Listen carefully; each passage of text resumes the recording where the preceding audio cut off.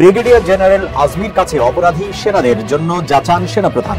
মানবতা বিরোধী অপরাধ ও গুম কাণ্ডে গ্রেফতার 15 সেনা কর্মকর্তার মামলায় নিয়েছে নতুন মোড়।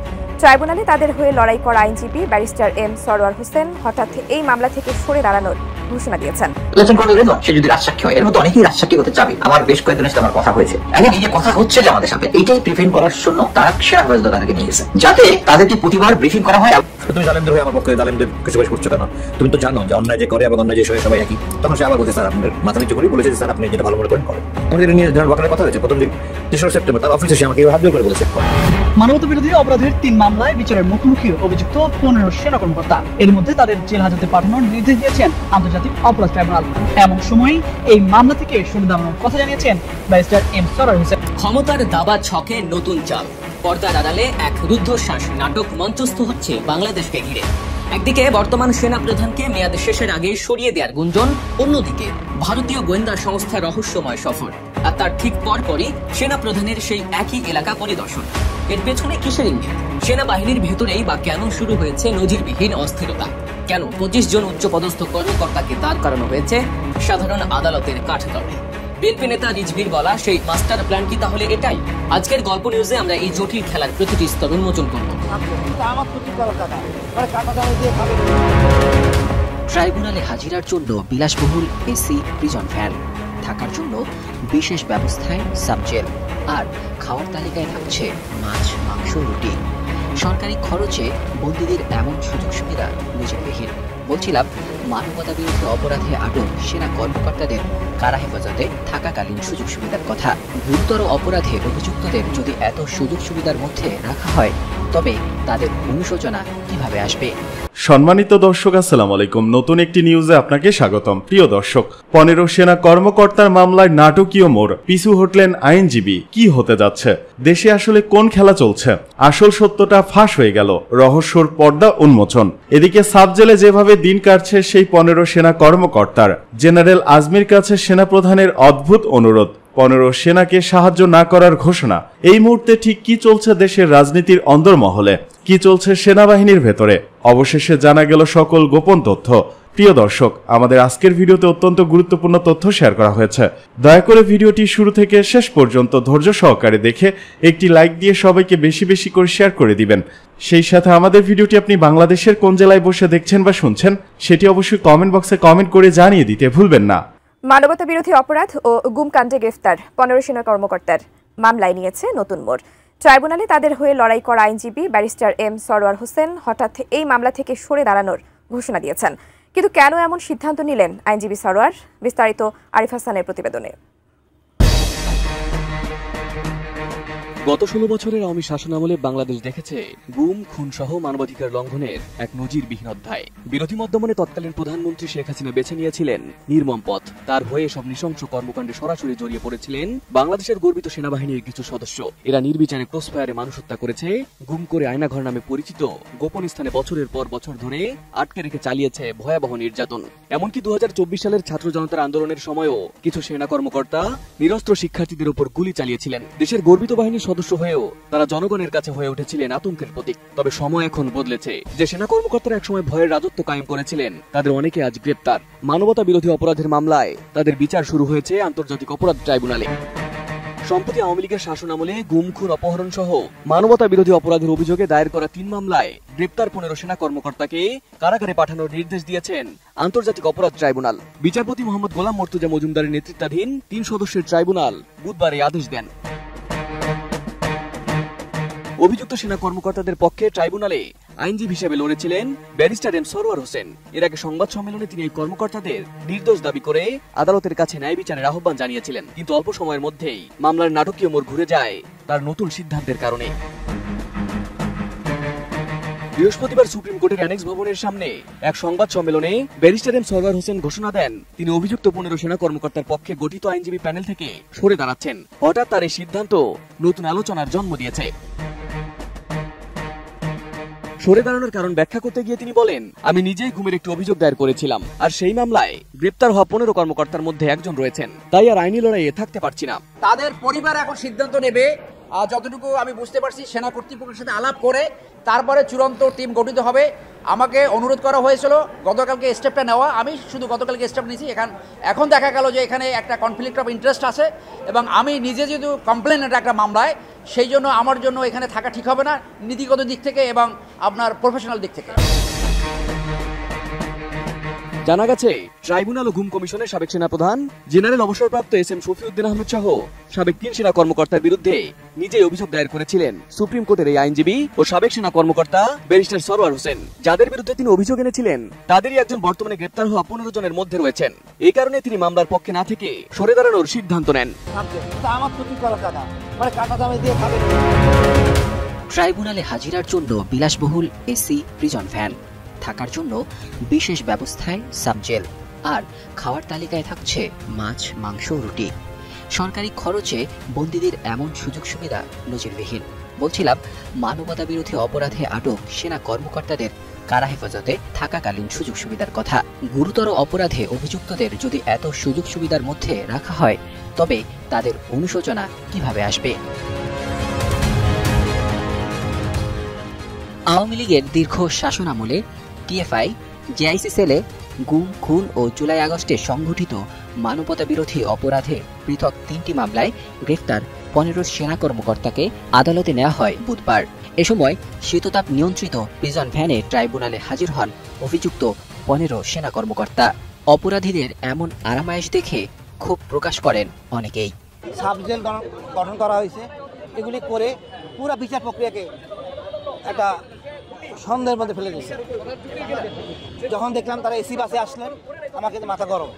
আমি পরিষ্কার করলাম আইসিডিতে কি ঘটনা, তো সেনাবাহিনী নিয়ে আসা হয়েছে। গুম খুনের অপরাধের সাথে ওতপ্রোত জড়িত ছিল আয়নাঘর। ছোট্ট টয়লেটের সমান সেই ঘরে কোনো আলো বাতাস ছিল না। তেমন ঘরে বন্দি করে রাখা হতো বছরের পর বছর। এসব অভিযোগেই মূলত এসব সেনা কর্মকর্তার বিচার হচ্ছে। আয়নাঘরে নির্যাতনের অভিযুক্ত এসব সেনা কর্মকর্তাকে বিচারকালে বাড়ির সুযোগ সুবিধা সংবলিত বিশেষ কারাগারে রাখা হচ্ছে। এদেরকে আইনগতভাবে বলা হচ্ছে কারাগারে পাঠানো হয়েছে। আমি তো খুশি কারাগারে। এখন দেখছি কারাগার তো সাবজেল ক্যান্টনমেন্টের ভিতরে, তো আমার সত্যি করার টাকা মানে কাটা দামে দিয়ে খাবেন উনি, এক্সিডেন্টে থাকবেন। আমি তো এই বিচার চাই না। সবথেকে চোখে পড়ার মতো বিষয় ছিল সকাল 8টায় কোর্ট বসানো। সাধারণত বেলা 11টায় ইজলাসে আসেন বিচারক, কিন্তু ওই দিন ইতিহাসের সকল পাতা উল্টে ফেলে কোর্ট বসে সকাল 8টায়। সাধারণত বিষয়টি নজিরবিহীন। খুন গুমের সাথে জড়িত অভিযুক্ত এসব সেনা কর্মকর্তাদের এমন সুবিধা অনেকের মনেই প্রশ্ন উঠছে, এখনো তারা কতটা প্রভাব বিস্তার করছে। সেই আলোচনায় এবার যুক্ত হয়েছে তাদের খাবারের মেনু। বিশেষ কারাগারে তাদের খাবারও বিশেষ। এ নিয়ে দৈনিক যুগান্তর এসি প্রিজন ভ্যানে আনা 15 সেনা কর্মকর্তার 3 বেলার খাবারের তালিকায় কি আছে এই শিরোনামে একটি প্রতিবেদন প্রকাশ করে। সেখানে বলা হয়, সাবজেলে থাকা 15 সেনা কর্মকর্তার জন্য 3 বেলা খাবারের ব্যবস্থা করা হয়েছে। খাবারের মেনুতে সকালের জন্য আছে রুটি ও সবজি, দুপুরে থাকছে ডাল, ভাত, সবজি ও মাছ মাংস, রাতে থাকছে মাছ, মাংস ও সবজি। সাবজেলে বন্দীদের জন্য কি ধরনের সুযোগ সুবিধা থাকছে জানতে চাইলে একটি সূত্র জানায়, তাদের রুমে একটি বিছানা, চেয়ার, একটি টেবিল, একটি পত্রিকা, একটি ফ্যান আছে। তাদের জন্য চা পানেরও ব্যবস্থা করা হয়েছে। এক সাক্ষাৎকারে আয়নাঘর ফেরত অবসরপ্রাপ্ত ব্রিগেডিয়ার জেনারেল আব্দুল্লাহিল আমান আজমি বলেছেন, সেনাবাহিনীর প্রধান জেনারেল ওয়াকারুজ্জামান তাকে অনুরোধ করে বলেছিলেন যে, স্যার, অপরাধী সেনা কর্মকর্তাদের আমাদের হাতে তুলে দেন, আমরা সেনা আইনে বিচার করব। তিনি আরও জানান, সেনাপ্রধান চাইলেও সেনা আইনে গুম, খুন, অপহরণের বিচারের বিধান না থাকায় ট্রাইব্যুনালেই এই বিচার করতে হচ্ছে।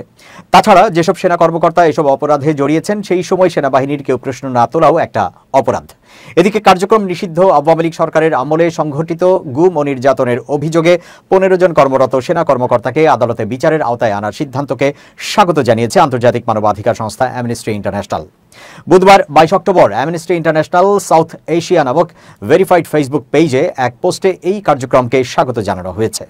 এই ঘটনাকে জবাবদিহি এবং ভুক্তভোগীদের ন্যায় বিচার প্রতিষ্ঠার পথে একটি গুরুত্বপূর্ণ পদক্ষেপ হিসেবে দেখছে অ্যামনেস্টি ইন্টারন্যাশনাল। এটি বাংলাদেশে প্রথমবারের মতো সামরিক বাহিনীর সদস্যদের বিরুদ্ধে গুমের অভিযোগে আনুষ্ঠানিক বিচার প্রক্রিয়া শুরু হওয়ার ঘটনা। এক বিবৃতিতে অ্যামনেস্টি ইন্টারন্যাশনাল জানায়, বিচার প্রক্রিয়ায় আন্তর্জাতিক মানবাধিকার মানদণ্ড সম্পূর্ণরূপে মেনে চলা অপরিহার্য।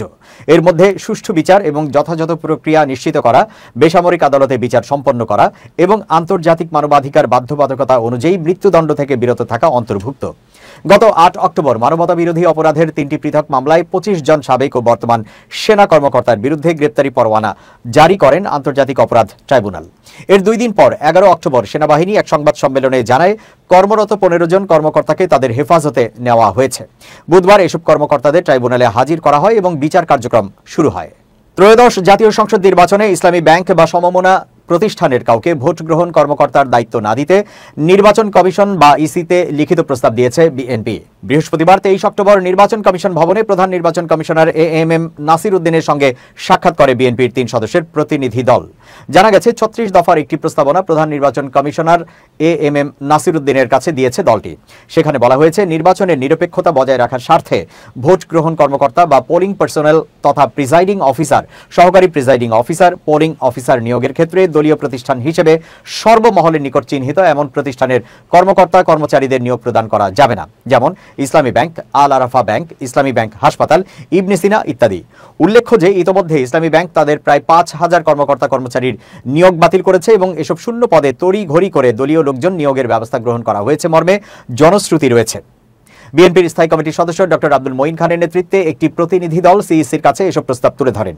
এ বিষয়ে জানতে চাইলে তিনি বলেন, আমরা কোনো প্রস্তাব দিইনি। এদিকে বৈঠকের পর মঈন খান সংবাদ সম্মেলনে বলেন, বিতর্কিত কাউকে যেন ভোটের দায়িত্বে নিয়োগ দেওয়া না হয়। এই সময় তার হাতে সুষ্ঠু ও নিরপেক্ষ নির্বাচনের স্বার্থে করণীয় প্রস্তাবসমূহ নির্বাচন কমিশনের সহিত সভার জন্য প্রস্তাবিত কার্যপত্র শীর্ষক একটি দলিল দেখা গেছে, যার 10 নম্বর পয়েন্টে এই তথ্য উল্লেখ রয়েছে। অন্তর্বর্তী সরকারের অন্দরমহলে যেন ক্রমেই জমে উঠেছে রাজনৈতিক ঝড়। সরকারের শীর্ষ পর্যায় থেকে 2 ছাত্র প্রতিনিধি উপদেষ্টাকে সেপ্টেম্বরের মাঝামাঝি সময়ের মধ্যে পদত্যাগের পরামর্শ দেয়া হলেও তারা এখনো সময় চাইছেন। তথ্য ও সম্প্রচার উপদেষ্টা মাহফুজ আলম এবং স্থানীয় সরকার উপদেষ্টা আসিফ মাহমুদ সজীব ভুইয়ার পদত্যাগ ঘিরে এখন চলছে জল্পনা, গুজব আর রাজনৈতিক হিসাব নিকাশ। সরকারের একাধিক সূত্র জানায়, আসন্ন জাতীয় সংসদ নির্বাচনের আগে উপদেষ্টা পরিষদের পরিবর্তনের প্রস্তাব এসেছে বিদেশি মিত্রদের পক্ষ থেকেও। কেউ কেউ মনে করছেন অন্তর্বর্তী সরকারের নিরপেক্ষ ভাবমূর্তি রক্ষা করতেই এই পদক্ষেপের ইঙ্গিত দেওয়া হয়েছে। তবে মাহফুজ আলম এখনো সরকারে থেকে যেতে চান, আর আসিফ মাহমুদ নাকি তফসিল ঘোষণার আগেই সরে দাঁড়াতে পারেন। বিষয়টি আরো জটিল হয়েছে তাদের এনসিপি ঘনিষ্ঠ পরিচয়ের কারণে। জুলাই গণঅভ্যুত্থানের পর গঠিত জাতীয় নাগরিক পার্টি এনসিপির সঙ্গে তাদের নিয়মিত যোগাযোগ রয়েছে বলে অভিযোগ উঠেছে। গেল 14 অক্টোবর রাতে জাতীয় ঐক্যমত্য কমিশন ও এনসিপির অনানুষ্ঠানিক বৈঠকে তাদের একজনের উপস্থিতি সেই সন্দেহকে আরো ঘনীভূত করে। এদিকে এনসিপি নেতারা সরাসরি প্রশ্ন তুলেছেন, অন্তর্বর্তী সরকার যখন বিভিন্ন দলের প্রতিনিধিদের নিয়ে গঠিত, তখন কেন শুধু ছাত্র উপদেষ্টাদেরই পদত্যাগের চাপ দেওয়া হচ্ছে? বুধবার প্রধান উপদেষ্টা মোহাম্মদ ইউনূসের সঙ্গে বৈঠকে তারা বিষয়টি আনুষ্ঠানিকভাবে তোলেন। রাজনৈতিক বিশ্লেষকরা বলছেন, এই বিতর্ক এখন সরকার ও প্রধান উপদেষ্টার ভাবমূর্তির জন্য বড় হুমকি হয়ে দাঁড়াতে পারে। জনগণের চোখে নিরপেক্ষতার প্রশ্ন তৈরি হচ্ছে। ফেব্রুয়ারির প্রথমার্ধে নির্বাচনের সম্ভাব্য ভোটের তারিখ আর ডিসেম্বরে তফসিল ঘোষণা। উত্তপ্ত প্রেক্ষাপটে উপদেষ্টা পরিষদ ঘিরে ষড়যন্ত্র, সন্দেহ আর অভ্যন্তরীণ বিভাজন যেন একটি নতুন রাজনৈতিক ট্রেলারের জন্ম দিয়েছে। কেউ কেউ বলছেন, এই 2 ছাত্র উপদেষ্টার ভাগ্যই হয়তো ঠিক করে দেবে অন্তর্বর্তী সরকারের নিরপেক্ষ থাকবে নাকি নতুন এক রাজনৈতিক ঝড়ের মুখে পড়বে দেশ। এদিকে মুখ্য সমন্বয়কের পদ ছাড়লেন নাসির উদ্দিন পাটোয়ারি। জাতীয় নাগরিক পার্টি এনসিপির মুখ্য সমন্বয়কের পদ থেকে অব্যাহতি চেয়ে পদত্যাগপত্র জমা দিয়েছেন নাসির উদ্দিন পাটোয়ারি। 2 সপ্তাহ আগে দলের আহ্বায়ক এবং সদস্য সচিব বরাবর এ পদত্যাগপত্র জমা দেন তিনি। তবে দল এখনও তার পদত্যাগপত্র আনুষ্ঠানিকভাবে গ্রহণ করেনি। নাম প্রকাশে অনিচ্ছুক এনসিপির একাধিক সূত্র বাংলাদেশ প্রতিদিনকে এ তথ্য নিশ্চিত করেছেন। সূত্র জানায়, পদ সংক্রান্ত জটিলতা থেকে পদত্যাগপত্র দিয়েছেন এই এনসিপি নেতা। আসন্ন ফেব্রুয়ারির ত্রয়োদশ জাতীয় সংসদ নির্বাচনের আগে দলে যোগ দিতে চলেছেন বৈষম্য বিরোধী ছাত্র আন্দোলনের সাবেক সমন্বয়ক, বর্তমান অন্তর্বর্তী সরকারের যুব ও ক্রীড়া উপদেষ্টা আসিফ মাহমুদ সজীব ভুইয়া দলে যোগ দিয়ে তিনি দায়িত্ব নিতে চান নির্বাচন ও দলের সাংগঠনিক কার্যক্রম পরিচালকের। মুখ্য সমন্বয়কের এ পদটিতে বর্তমানে দায়িত্ব পালন করছেন নাসির উদ্দিন পাটোয়ারি। আসিফ মাহমুদ সজীব ভুঁইয়ার এ প্রস্তাবে মৌনসম্মতি রয়েছে কেন্দ্রীয় কমিটির শীর্ষ নেতৃত্বের, আর এতে মনক্ষুণ্ণ হয়ে পদত্যাগপত্র জমা দিয়েছেন নাসির উদ্দিন। তবে অব্যাহতি নিলেও দলের সদস্য হিসেবে থাকবেন বলে পদত্যাগপত্রে উল্লেখ করেছেন তিনি। জানা যায় এসব ঘটনার পরিপ্রেক্ষিতে নাসির উদ্দিন গত 2 সপ্তাহ ধরে দলীয় কার্যক্রম থেকে নিজেকে অনেকটাই গুটিয়ে নিয়েছেন।